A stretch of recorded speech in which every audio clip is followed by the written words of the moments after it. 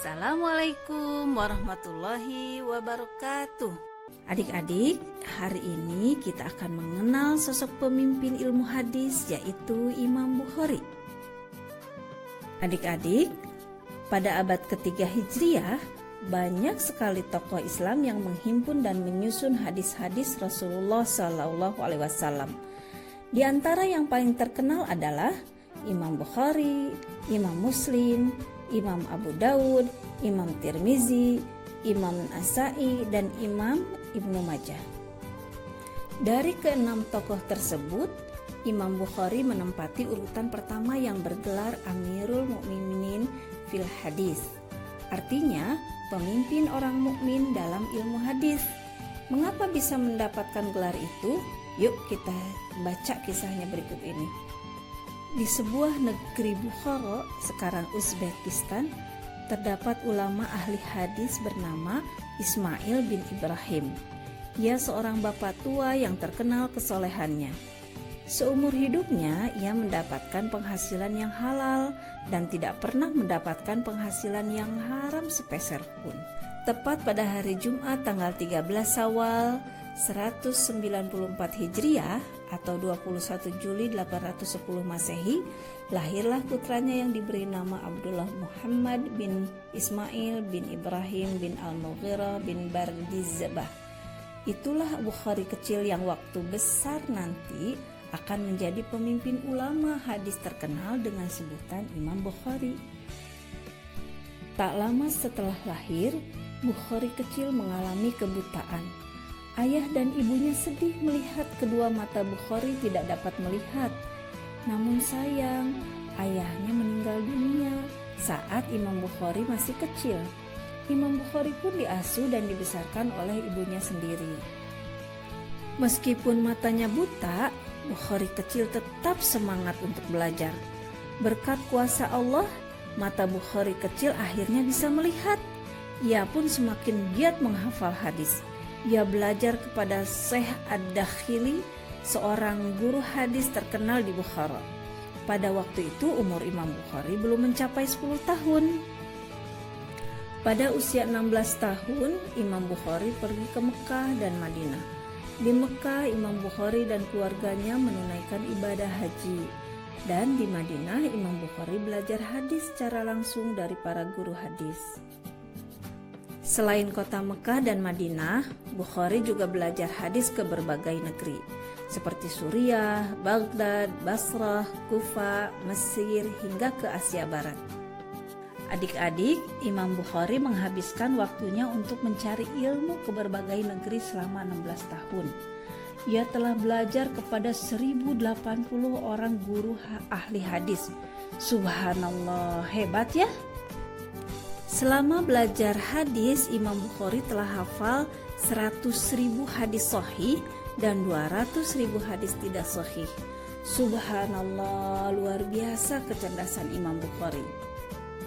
Kecerdasan Imam Bukhari terbukti ketika Imam Bukhari dan teman-temannya mengikuti pelajaran hadis. Teman-temannya selalu mencatat pelajaran, tetapi Imam Bukhari tidak pernah mencatat pelajaran yang diajarkan.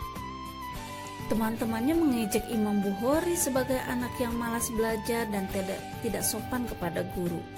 Imam Bukhari pun diam, tidak menjawab ejekan teman-temannya itu. Suatu hari, karena kesal terhadap ejekan itu, Imam Bukhari meminta teman-temannya membawa catatan mereka. Kemudian ia membacakan secara tepat hadis yang telah dipelajari. Mereka semua terpesona karena Imam Bukhari ternyata hafal 15.000 hadis, lengkap dengan keterangan yang tidak sempat mereka catat. Adik-adik, kecerdasan Imam Bukhari dalam menghafal hadis juga pernah diuji oleh 10 ulama hadis terpilih. Ulama-ulama tersebut mengajukan 100 buah hadis yang sengaja dibolak-balik urutannya secara acak dan meminta Bukhari membenarkannya. Dari ke-10 penanya, Imam Bukhari hanya menjawab dengan tegas, "Saya tidak tahu hadis yang Anda sebutkan."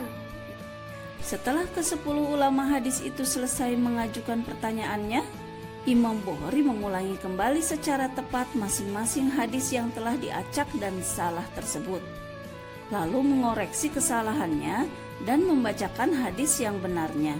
Subhanallah, apa yang terjadi? Para hadirin dan 10 ulama tersebut kagum melihat kecerdasan Imam Bukhari. Akhirnya 10 ulama ahli hadis pun mengakui kepandaian, hafalan yang kuat, dan keahlian Imam Bukhari dalam bidang hadis yang tiada banding.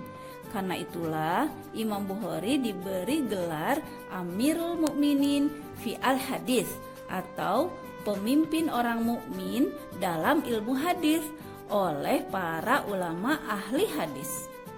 Selain ahli hadis, Imam Bukhari juga mempunyai sifat-sifat yang harus kita teladani loh, seperti rendah hati, tidak sombong, ramah, suka bersedekah, menjauhi kesenangan dunia, dan taat kepada Allah dengan menjalankan perintahnya dan menjauhi larangannya. Imam Bukhari selalu memberi sedekah untuk pendidikan dan para pelajar. Ia pernah berkata, "Setiap bulan aku berpenghasilan 500 dirham yang semuanya aku belanjakan untuk kepentingan pendidikan. Sebab apapun yang ada di sisi Allah adalah lebih baik dan lebih kekal." Banyak kitab yang telah ditulis Imam Bukhari. Kitab yang paling terkenal adalah Kitab Sahih Al-Bukhari. Kitab hadis ini ditulis selama 16 tahun.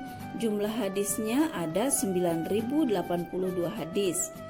Kitab ini juga merupakan kitab paling sahih sesudah Al-Quran. Subhanallah, luar biasa. Sebelum meninggal, Imam Bukhari jatuh sakit selama beberapa hari. Sakit tersebut mengantarkannya menemui Sang Pencipta. Imam Bukhari meninggal pada usia 62 tahun. Tepatnya hari Sabtu tanggal 31 Agustus 870 Masehi atau 256 Hijriah. Beliau dimakamkan di Khartan, sebuah desa kecil dekat kota Samarkand, Uzbekistan. Semoga Allah melimpahkan rahmatnya kepada Imam Bukhari. Amin. Itulah kisah Imam Bukhari, sang pemimpin ilmu hadis. Semoga kita bisa meneladaninya dan Allah memberikan keberkahan bagi ilmu yang beliau ajarkan. Terima kasih. Sampai jumpa di lain kesempatan. Wassalamualaikum warahmatullahi wabarakatuh.